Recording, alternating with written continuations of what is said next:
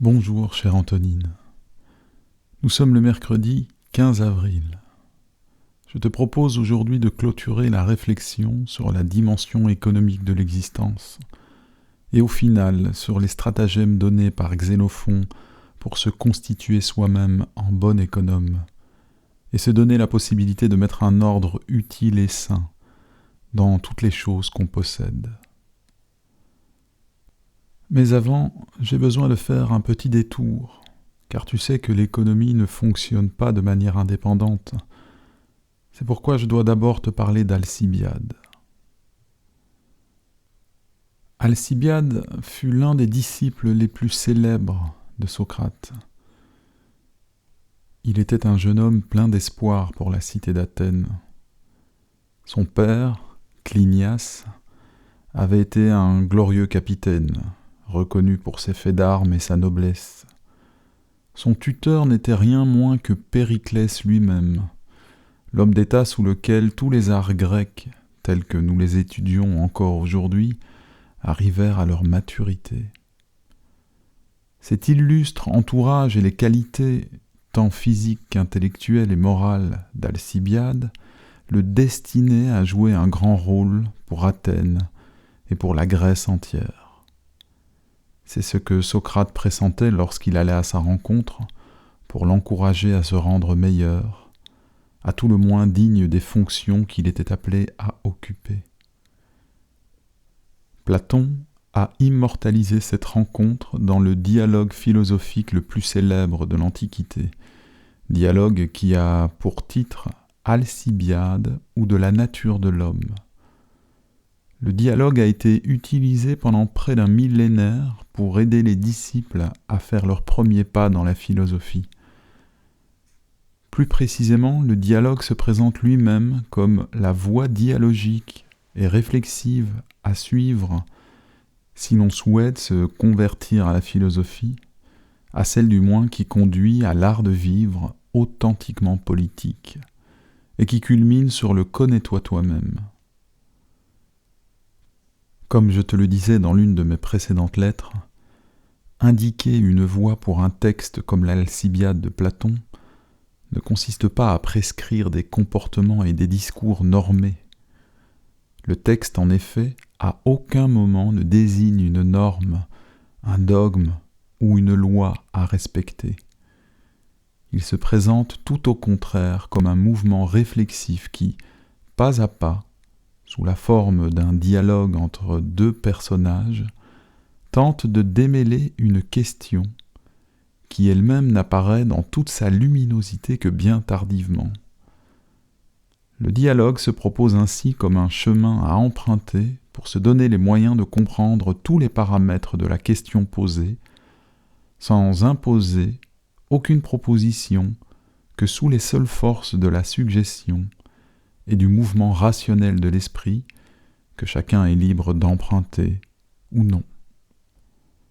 À chaque étape, jusqu'à l'issue du dialogue, chacun conserve en effet la possibilité de se faire lui-même sa propre opinion. Le texte n'est donc pas prescriptif, mais bien suggestif et dialogique, au sens premier et fort du terme. La question posée par le dialogue est la suivante. Que doit-on faire ? À quoi faut-il d'abord songer ? De quoi faut-il se soucier en priorité pour devenir un acteur à part entière dans la cité, un homme ou une femme capable d'y tenir un rôle qui lui sera bénéfique, à elle autant qu'à lui ? Quel est aussi le réel périmètre de responsabilité civique du citoyen ? La réponse apportée par le dialogue, aussi surprenante qu'elle puisse nous paraître, est le souci de soi. Pour devenir un citoyen responsable, c'est-à-dire un citoyen qui se met efficacement au service de la cité, on doit tout d'abord se soucier de soi. Mais qu'est-ce que cela veut dire, se soucier de soi ? Aux yeux de Socrate, se soucier d'une chose, c'est acquérir tout d'abord l'art par lequel on en prendra soin, c'est-à-dire l'art grâce auquel on l'améliorera, Ainsi, se soucier de soi, c'est pratiquer l'art par lequel on améliore cette chose qu'on reconnaît être soi. Le souci de soi ainsi compris est la matrice de toute citoyenneté. Cela dit, à ce stade, une question nouvelle se pose. Lorsqu'on dit qu'on doit se soucier de soi, ne faut-il pas se demander quel est le soi dont il faut se soucier, ou plutôt quelle est la nature de ce soi dont on désire prendre soin? En d'autres termes, ne faut-il pas se connaître soi-même avant de vouloir prendre soin de soi? Qu'est-ce donc que le soi? Comment le définir? C'est là la nouveauté apportée par Socrate, que d'avoir associé très étroitement ces deux choses que sont le souci de soi d'un côté et le connais-toi toi-même de l'autre. Comment en effet pourrait-on bien prendre soin d'une chose si l'on ne possède qu'une idée vague et confuse de ce qu'est la chose en question? La question de la nature du soi est capitale en politique. Nous l'avons par ailleurs déjà évoqué en rappelant comment les politologues modernes ont pensé pouvoir la résoudre et la clore définitivement. La question est capitale car la réponse apportée sera à la base de toute décision et action humaine. Déterminer la nature de l'homme d'une certaine façon, c'est nous engager à vivre selon cette nature. Si l'on définit par exemple la nature de l'homme comme un désir inquiet d'acquérir puissance après puissance, désir qui ne cesse seulement qu'à la mort, comme le fait Hobbes dans son Léviathan, et qu'ensuite on s'appuie sur cette définition pour la constitution des États, comment ne pas penser que les hommes et les femmes seront appelés à se considérer et à agir les uns envers les autres comme des compétiteurs, des rivaux, voire des ennemis, relativement à cette puissance qu'il faut acquérir. Il en va de même pour l'individu. La définition que je me donne de moi-même déterminera d'une manière ou d'une autre les pensées, les choix, les activités et les actions que désormais j'adopterai et sans doute orientera décisivement la vie que je mènerai. La difficulté pour nous est que nous sommes très peu habitués à nous poser ce type de questions. Il est rare en effet de rencontrer quelqu'un qui se soit posé sérieusement la question de savoir quelle définition il pouvait se donner de lui-même. La plupart du temps, les hommes agissent sans trop se poser de questions, du moins sur les fondements de leur être et sur les réels motifs de leurs actions.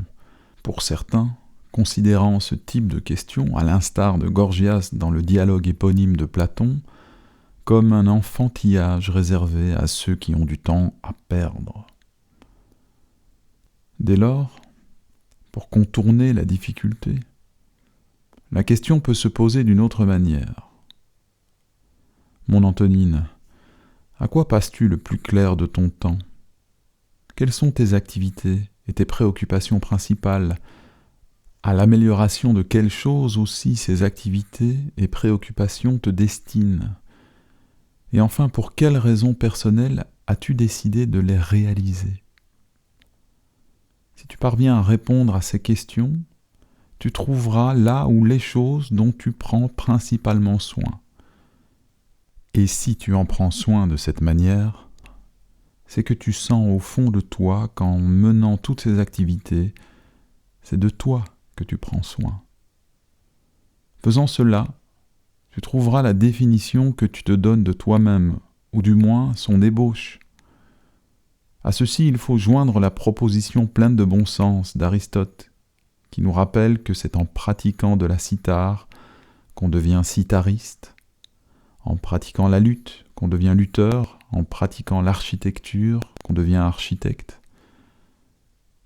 Aristote étend même ce principe aux qualités morales, à savoir que c'est en pratiquant la sobriété qu'on devient sobre, que c'est en pratiquant les actions courageuses qu'on devient courageux, ou encore que c'est en pratiquant la justice qu'on devient juste. En d'autres termes, il existe un rapport étroit, et je dirais même une circularité étroite, entre la définition de soi, les activités principales qu'on décide de réaliser, et enfin la constitution de soi. On devient ce qu'on perçoit de soi-même en l'accomplissant. Ce qui réactive et motive à nouveau la définition qu'on se donne de soi-même pour s'encourager à se réaliser en tant que tel, et ainsi indéfiniment. C'est la raison pour laquelle Socrate invite Alcibiade, et par-delà chacun d'entre nous, à considérer très attentivement non pas seulement ce que nous sommes ou ce qu'on croit spontanément être, mais aussi et surtout ce qu'il est possible que nous soyons dès maintenant et pour l'avenir, à partir de la définition qu'on se donne de soi-même. Ce que Socrate nous dit, c'est qu'il est possible d'avoir un regard sur la définition qu'on se donne de soi-même. C'est d'ailleurs le but du dialogue que de nous en montrer le chemin, pour au besoin la modifier en fonction de ce qui nous apparaît être le plus juste. Et ce faisant, on s'engage à se modifier soi-même dans sa constitution éthique propre, ou en d'autres termes, on s'engage à s'améliorer. Il va sans dire que ce regard sur la définition de soi-même ne peut se faire qu'au regard de son rôle à jouer et à faire valoir dans la cité, d'un côté, et conjointement au regard de l'explication de la notion de justice, de l'autre.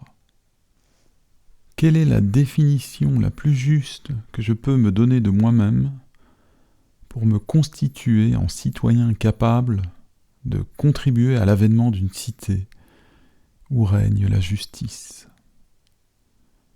C'est là une question que tout citoyen doit se poser. Il est donc nécessaire de donner à chacun les outils réflexifs et dialogiques qui lui permettent de se la poser calmement, mais non moins décisivement.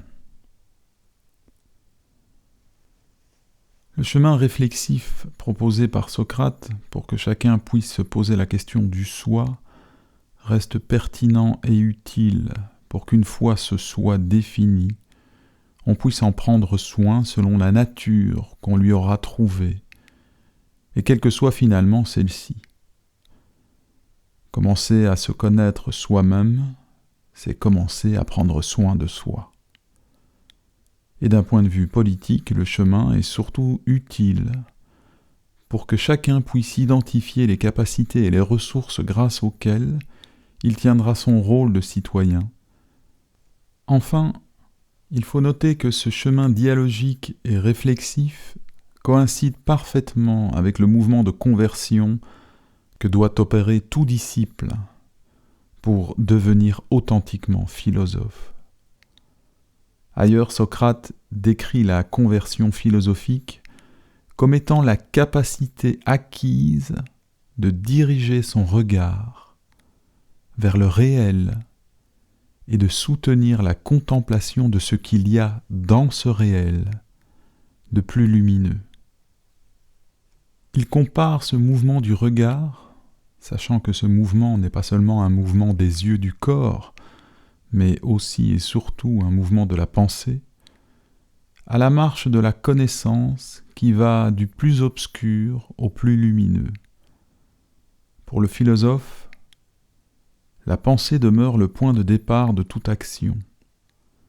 Mais avant d'être le moteur premier de l'action, la pensée est tout d'abord un regard, une manière de considérer les choses, les êtres, le monde et ce qui peut y présider.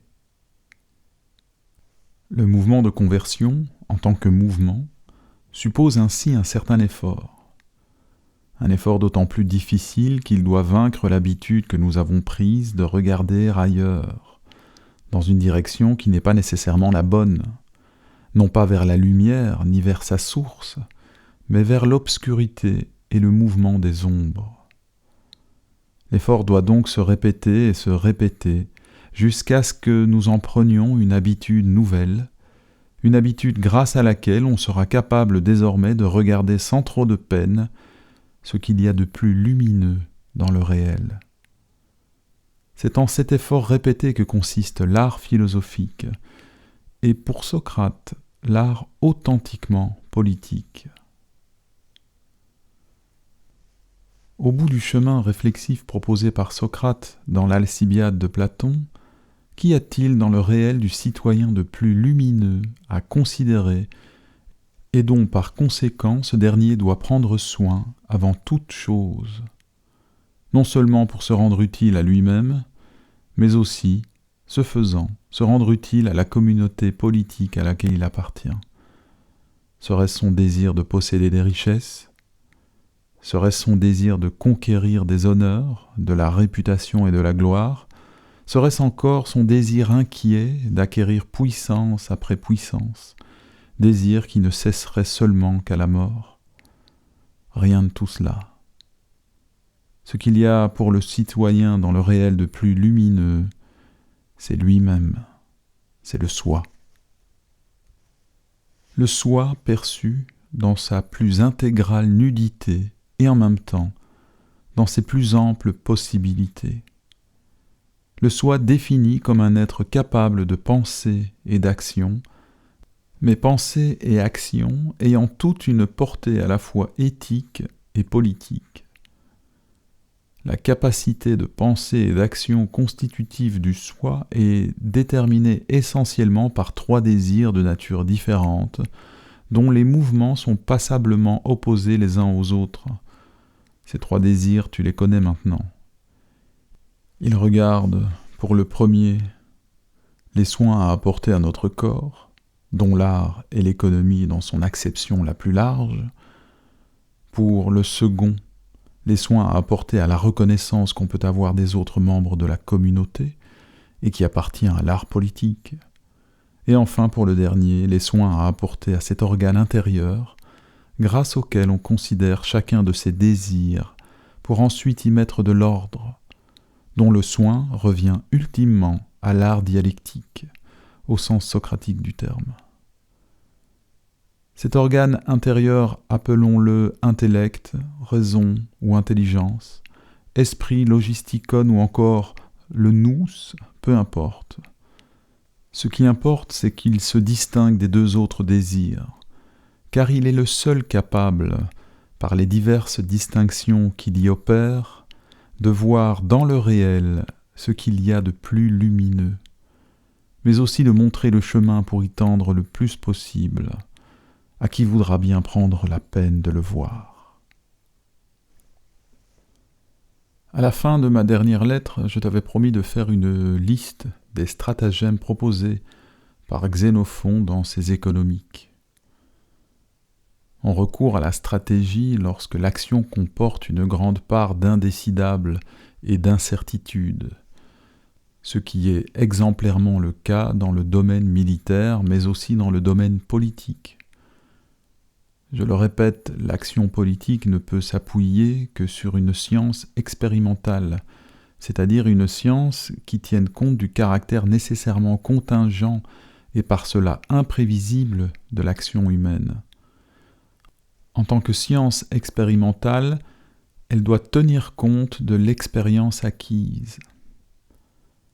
C'est à ce titre d'ailleurs que l'histoire des hommes devient instructive, à la condition du moins de ne pas ériger cette science au statut de science naturelle qui, quant à elle, tend à découvrir les lois nécessaires de l'existence.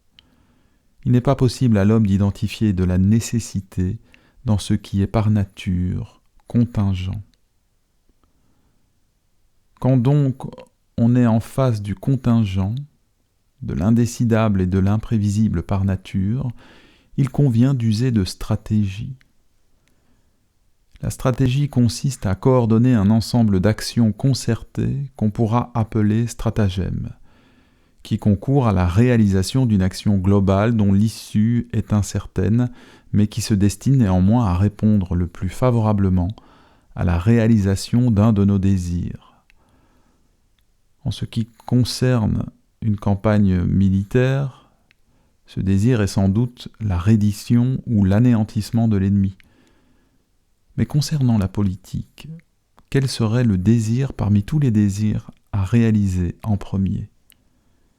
De manière générale, ne serait-ce pas le fait de vivre heureux, ensemble et de concert, c'est-à-dire en s'entraidant les uns les autres à le devenir ? Il n'est pas temps ici d'aborder la question très épineuse du bonheur.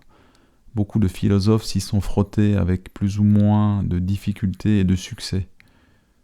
Contentons-nous, une fois encore, de nous appuyer sur Socrate qui, dans le Protagoras de Platon, suggère une définition sous la forme interrogative suivante.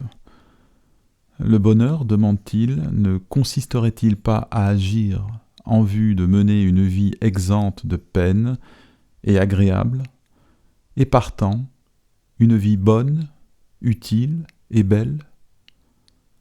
Cette définition demande bien sûr des explications, mais elle me semble suffisante pour la suite de notre réflexion. J'y reviendrai au besoin. Enfin, la stratégie suppose un ordre ou une hiérarchie dans les stratagèmes, estimant les uns plus importants que les autres, les premiers étant censés ainsi subordonner les deuxièmes, et souhaitant enfin par là atteindre à plus d'efficacité. Plus l'efficacité est grande, plus la stratégie pourra être considérée comme la meilleure. Or, c'est dans un véritable souci stratégique que je me suis permis de faire un détour par l'Alcibiade de Platon. Tu me fais confiance, Antonine. J'essaie d'être économe de langage, et je vise autant que je le peux à l'utilité de mes propos, même si ce n'est pas toujours facile. Le dialogue, en effet, met en lumière la stratégie principale, essentielle qu'il faut adopter pour se constituer en citoyen responsable. La stratégie en question fait de l'activité qui consiste à prendre soin de soi la matrice de toute activité citoyenne. Le soi est défini comme un être de désirs multiples, mais doté de la capacité aussi de les coordonner en vue d'une fin particulière. En termes de stratégie, cette activité qui consiste à prendre soin de soi doit transcender toutes les autres. Elle s'identifie au stratagème central auquel tous les autres doivent d'une manière ou d'une autre répondre.